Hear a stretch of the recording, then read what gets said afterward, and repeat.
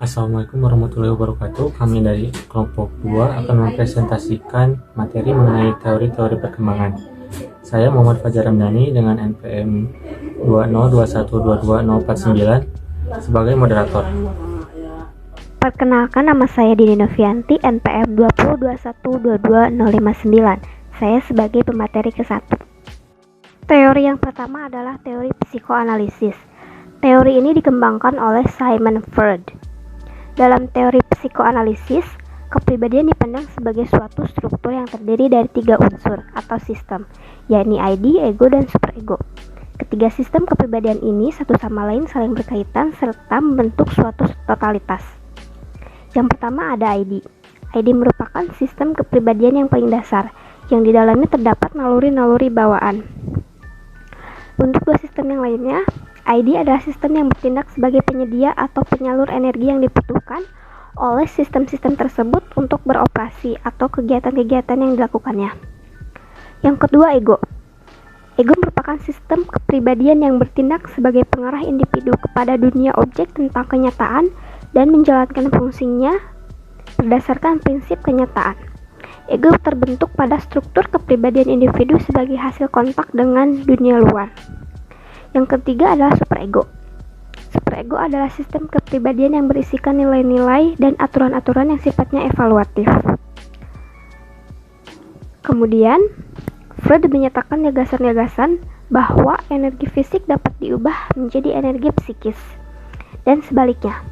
Yang pertama adalah insting. Insting adalah perwujudan psikologi dari kebutuhan tubuh yang menuntut pemuasan. Energi insting dapat dijelaskan dari 4 hal.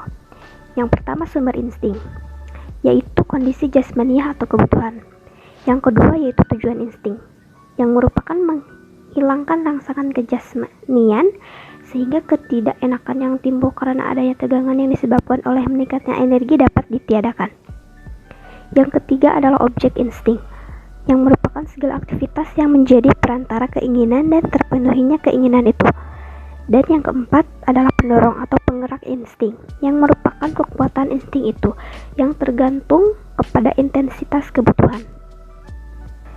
Selanjutnya adalah kecemasan.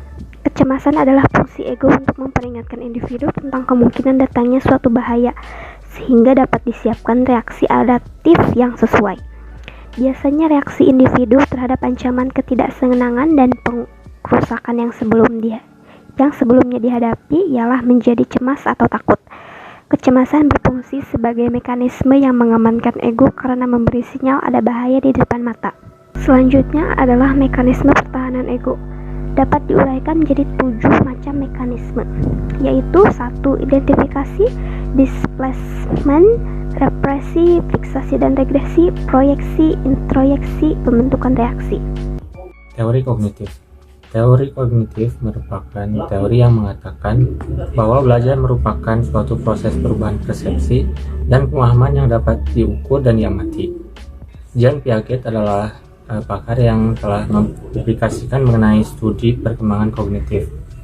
Piaget mengklasifikasikan perkembangan kognitif sebagai berikut. 1. Tahapan sensori motor 0-2 tahun, di mana anak berpikir dengan merujuk pada perilaku yang bersifat praverbal. Kedua adalah tahapan praoperasional, usia 2-7 tahun. Tahapan ini dibagi 2 bagian, yaitu tahapan prakonseptual 2-4 tahun, artinya awal dari intelijensi konseptual di mana anak sudah dapat mengembangkan fungsi simbol. Lalu tahapan intuitif 4-7 tahun, artinya anak belum dapat berpikir secara logis. Yang ketiga adalah tahapan operasional, usia 7-16 tahun. Tahapan ini dibagi menjadi 2 bagian, yaitu tahapan konkret operasional dan juga tahapan formal operasional. Tahapan konkret operasional usia 7-11 tahun. Pada tahap ini anak sudah mulai dapat berpikir secara rasional yang diawali dengan mempersepsi benda-benda konkret. Tahapan formal operasional usia 11-16 tahun. Artinya anak usia sekolah lanjutan ini mulai memunculkan kemampuan untuk memecahkan masalah secara logis. Menurut pandangan Piaget, perkembangan kognitif itu terjadi melalui proses yang disebut dengan adaptasi. Adaptasi merupakan penyesuaian terhadap tuntutan lingkungan dan intelektual melalui dua hal, yaitu asimilasi dan akomodasi. Asimilasi merupakan proses yang anak upayakan untuk menafsirkan pengalaman yang didasarkan pada interpretasinya saat sekarang mengenai dunianya. Sedangkan akomodasi adalah upaya individu untuk menyesuaikan keberadaan struktur pikiran dengan sejumlah pengalaman barunya. Dalam aplikasinya, model ini dapat diterapkan pada perkembangan kognitif dan perkembangan sosial. Model ini dapat pula dimanfaatkan untuk mendiagnosis dan mengevaluasi untuk tujuan-tujuan pembelajaran. Assalamualaikum warahmatullahi wabarakatuh. Perkenalkan, nama saya Puji Zahra dengan NPM 2021222048. Di sini saya akan menyampaikan tentang teori behavioral. Teori behavior merupakan sebuah teori yang dicetuskan oleh Gage dan Berliner tentang perubahan tingkah laku sebagai hasil dari pengalaman. Kemudian teori ini berkembang menjadi aliran psikologi belajar yang berpengaruh terhadap pengembangan teori pendidikan dan pembelajaran yang dikenal sebagai aliran behavioristik. Aliran ini menekankan pada terbentuknya perilaku yang tampak sebagai hasil belajar. Behaviorisme tidak mau mempersoalkan apakah manusia baik atau jelek, rasional atau emosional. Behaviorisme hanya ingin mengetahui bagaimana perilakunya dikendalikan oleh faktor-faktor lingkungan, di mana belajar merupakan pengalaman yang akan membentuk karakter seorang individu.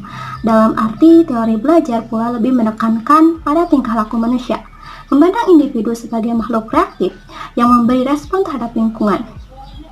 Teori behavior dengan model hubungan stimulus-responnya mendudukkan orang yang belajar sebagai individu yang pasif, respon atau perilaku tertentu dengan menggunakan metode pelatihan atau pembiasaan semata. Munculnya perilaku akan semakin kuat bila diberikan penguatan dan akan menghilang bila dikenai hukuman. Ciri dari teori ini yaitu: pertama, mengutamakan unsur-unsur dan bagian kecil. Kedua, bersifat mekanistis. Ketiga, menekankan peranan lingkungan. Yang keempat, mementingkan pembentukan reaksi atau respon. Lalu, menekankan pentingnya latihan, mementingkan mekanisme hasil belajar, mementingkan peranan kemampuan dan hasil belajar yang diperoleh dalam munculnya perilaku yang diinginkan. Sehingga dari hal ini timbullah konsep manusia mesin atau yang disebut homo mechanicus, yang mana jika diimplementasikan ke dalam pendidikan, teori behavior ini kurang efektif karena menjadikan seorang individu kurang kreatif, karena dirasa memberi sedikit ruang gerak untuk berkreasi pada peserta didik, yang mana teori behavioral ini merupakan pembelajaran di mana belajar hanyalah transfer ilmu saja dan diterapkan seperti halnya dengan apa yang diberikan oleh pendidik.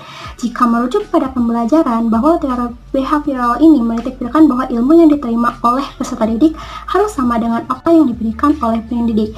Jadi teori behavioral ini hanya menitikberatkan bahwa perkembangan itu berasal dari dengan pengalamannya saja. Sekian materi yang dapat saya sampaikan. Materi selanjutnya akan disampaikan oleh rekan saya.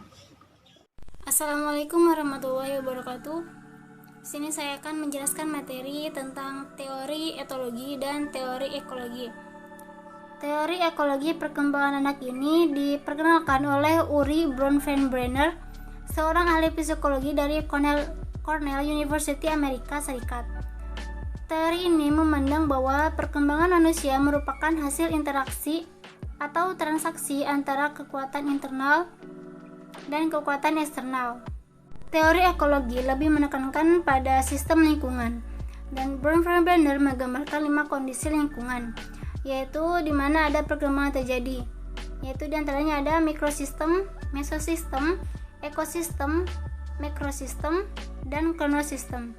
Dalam mengkaji suatu masalah berdasar teori ekologi, maka harus melibatkan aspek-aspek prediktor yang mewakili 4 komponen, yaitu konteksnya masalahnya, orang yang terlibat, proses, dan waktu. Jadi teori etologi itu diturunkan dari bahasa Yunani, sebagaimana ethos ialah kebiasaan. Etologi juga dikenal sebagai istilah sosiologi, yakni bidang studi ilmiah yang didasarkan pada asumsi bahwa perilaku sosial telah dihasilkan dari evolusi dan upaya untuk menjelaskan dan memeriksa perilaku sosial dalam konteks tersebut. Teori ini juga sering dianggap sebagai gabungan biologi dan sosiologi, di mana sosiologi sangat erat bersekutu dengan bidang perilaku manusia dan psikologi evolusioner. Garis besar dari teori ini mengatakan pada dasarnya sumber dari semua perilaku sosial ada dalam gen. Ada insting dalam makhluk untuk mengembangkan perilakunya. Menurut Konrad Z. Lorenz, ia adalah seorang psikologi, geologi, dan ornitologi berkebangsaan Austria. Lorenz bertemu dengan Nikolaus Tinbergen yang juga seorang ahli tingkah laku perseorangan. Mereka berdiskusi tentang hubungan antara respon penyesuaian tempat dengan mekanisme pelepasan yang dapat menjelaskan timbulnya tingkah laku berdasarkan insting. Pemikiran mereka merupakan cikal bakal lahirnya etologi. Sedangkan menurut Nikolaus Tinbergen terkenal dengan 4 pertanyaan yang dipercayainya yang harus ditanyakan berkenaan dengan berbagai perilaku perseorangan. Selain itu, dengan metodenya ia menerapkannya untuk menangani gejala autisme pada anak. Etologi menekankan bahwa perilaku sangat dipengaruhi oleh biologi, terkait dengan evolusi dan ditandai oleh periode penting atau peka. Adapun konsep pendekatan metodologi dalam etologi, yaitu yang pertama ada mengetahui informasi tentang orang tersebut sebanyak mungkin, dan yang kedua yaitu ada mengamati tingkah laku khasnya, yang ketiga yaitu ada membandingkan dengan tingkah laku orang lain. Adapun penerapan pada teori etologi yang mana dapat menekankan pada proses psikologis yang berinteraksi dengan pengalaman, yakni kematangan fisik termasuk perubahan hormonal, perkembangan lokomotor, dan peningkatan efisiensi sistem saraf menandai pentingnya periode sensitif. Yang pertama yaitu ada penerapan pertama, merespon pada seseorang. Penerapan ini akan terjadi pada bayi yang lahir sampai berusia 3 bulan. Fokus tanpa hanya terhadap orang-orang yang dikenalnya. Penerapan ini juga terjadi pada bayi berusia 3-6 bulan.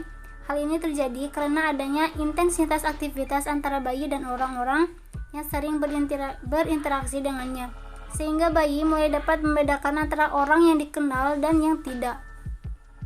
Selanjutnya yaitu ada menunjukkan tingkah laku persahabatan.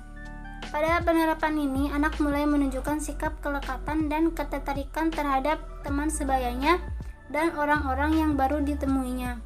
Penerapan ini terjadi pada usia 3 tahun sampai akhir masa kanak-kanak. Terima kasih sudah menyimak video kami sampai akhir. Mohon maaf apabila masih ada kesalahan. Wassalamualaikum warahmatullahi wabarakatuh.